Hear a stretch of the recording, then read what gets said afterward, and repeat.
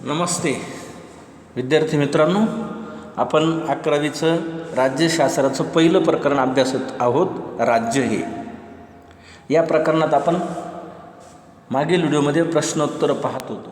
मागील व्हिडिओमध्ये राष्ट्र म्हणजे काय, राष्ट्राची वैशिष्ट्ये आपण अभ्यासली. काय राष्ट्र म्हणजे तर सामाजिक, सांस्कृतिक, राजकीय पातळीवर स्वतःची समान ओळख असणारे लोक आपले स्वतंत्र अस्तित्व निर्माण करण्याचा प्रयत्न करतात, तेव्हा त्याला राष्ट्र असं म्हणतात. ही एक भावनिक संकल्पना आहे. वांशिक, धार्मिक, सांस्कृतिक, भाषिक, ऐतिहासिक इत्यादी पातळीवर इथे एक भावनिक एकात्मतेची जाणीव निर्माण होते आणि तिथं राष्ट्र निर्माण होते. राष्ट्राची वैशिष्ट्ये आपण पाहिली. आज आपल्याला राष्ट्रवाद म्हणजे काय ते पाहायचं आहे आणि राष्ट्रवादाचे प्रकार पाहायचे आहे. राष्ट्रवाद म्हणजे काय? राष्ट्रवाद हा लोकसमुदायास एकनिष्ठ करणारी एक शक्ती आहे. राष्ट्रवाद काय आहे? लोकसमुदायास एकनिष्ठ, एकत्र करणारी शक्ती आहे.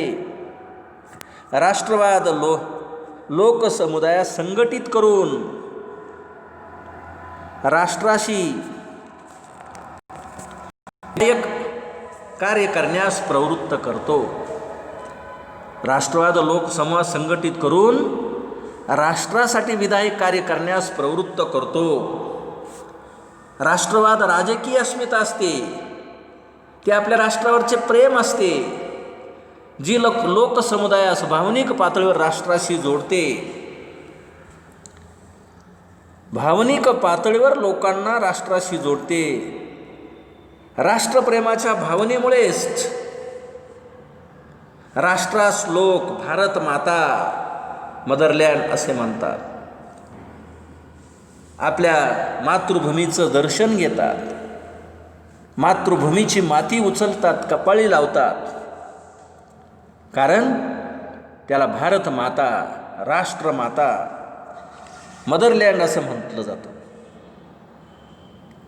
राष्ट्राभिमानामुळे युद्धादरम्यान लोक सैन्यात भरती होतात किंवा अन्य प्रकारे सेनादलाला पाठिंबा देतात. अशा प्रकारे राष्ट्रवाद राजकीय पातळीवर लोकांना एकनिष्ठ, देशाशी एकनिष्ठ करणारी शक्ती आहे. लोकांना एकत्र आणते की राष्ट्र ही एक प्रकारची राजकीय अस्मिता असते, ते राष्ट्रावरचे प्रेम असते. लोक आपल्या राष्ट्राशी भावनिक पातळीवर जोडले जातात आणि या बंधनातून स्वतःची ओळख, अभिमान निर्माण होतो आणि आपल्या राष्ट्रासाठी काहीतरी करण्याची प्रेरणा निर्माण होते.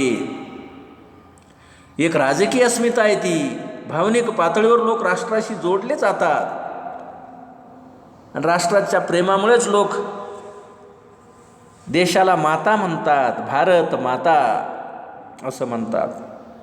आता या राष्ट्राचे प्रकार आपल्याला पाहिजे, राष्ट्रवादाचे प्रकार पाहिजे. विशेष राष्ट्रवादाचे प्रकार, राजकीय दृष्टिकोनातून राष्ट्रवादाचे प्रकार पडतात. पहिला प्रकार आहे उदारमतवादी राष्ट्रवाद. काय प्रकार आहे पहिला? उदारमतवादी राष्ट्रवाद. दुसरा एक प्रकार आहे परंपरावादी राष्ट्रवाद किंवा संकुचित राष्ट्रवाद. तिसरा एक प्रकार आहे विस्तारवादी किंवा आक्रमक राष्ट्रवाद.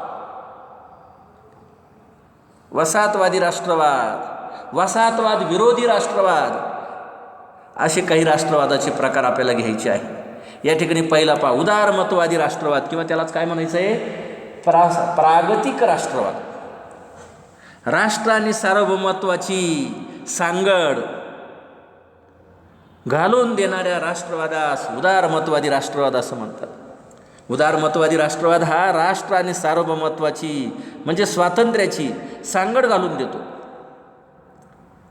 अमेरिकेचे 28वे राष्ट्राध्यक्ष वुड्रो विल्सन यांच्या स्वयंनिर्णयाचे तत्त्व उदारमतवादी राष्ट्रवादावर आधारित आहे. वुड्रो विल्सन यांचे स्वयंनिर्णयाचे जे तत्त्व आहे ते स्वयंनिर्णयाचे जे तत्त्व आहे ते या उदारमतवादी राष्ट्रवादावर आधारित आहे. त्यानुसार प्रत्येक राष्ट्राला स्वातंत्र्य आणि सार्वभौमत्वाचा अधिकार आहे. त्यांच्या या तत्वानुसार प्रत्येक राष्ट्र सार्वभौम असलं पाहिजे, स्वतंत्र असलं पाहिजेची जाणीव होते. आफ्रिका, उदाहरणार्थ जर पाहिलं तर आफ्रिका किंवा भारत स्वातंत्र्याची मागणी करू लागला, या सार्वभौमत्वाच्या स्वयंनिर्णयाच्या वुड्रो विल्सन यांच्या स्वयंनिर्णयाच्या तत्वानुसारच, किंवा आफ्रिका खंडातील, आशिया खंडातील अनेक राष्ट्रांनी या स्वयंनिर्णयाच्या तत्वानुसारच आम्हाला स्वतंत्र पाहिजे, आमचं सार्वभौम राष्ट्र निर्माण झालं पाहिजे, स्वयंनिर्णयाच्या हक्काची जाणीव ही झाली. आणि म्हणून आपल्याला लक्षात घ्यायचं आहे, उदारमतवादी राष्ट्रवाद हा राष्ट्र आणि सार्वभौमत्वाची सांगड घालून देणारा राष्ट्रवाद आहे. जगात ज्या ठिकाणी स्वातंत्र्य चळवळी उभ्या राहिल्या तर यामागे हे स्वयंनिर्णयाचं तत्व आहे. प्रत्येकाला स्वातंत्र्य आणि सार्वभौमत्वाचा अधिकार आहे. आणि त्यानुसार ब्रिटिशांनी अनेक आशिया खंडातील, आफ्रिका खंडातील अनेक देशांना, युरोप खंडातील देशांनी स्वातंत्र्य दिले, स्वयंनिर्णयाचा हक्क दिला.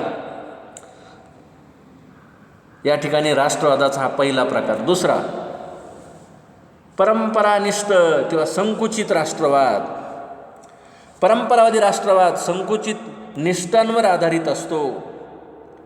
परंपरावादी राष्ट्रवाद हा संकुचित निष्ठांवर आधारित असलेला राष्ट्रवाद आहे.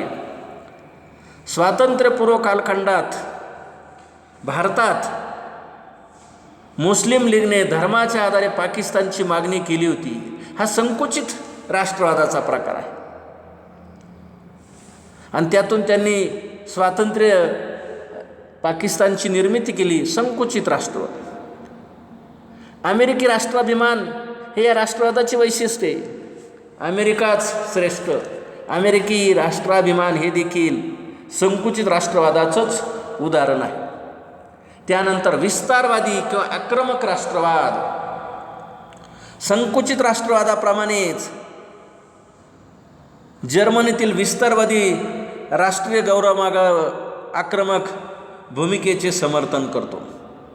म्हणजे जर्मनीने जे दुसऱ्या महायुद्धात जे जगाला वेठीस धरलं, जे आक्रमण केलं महायुद्धांमध्ये, हा आक्रमक राष्ट्रवाद आहे.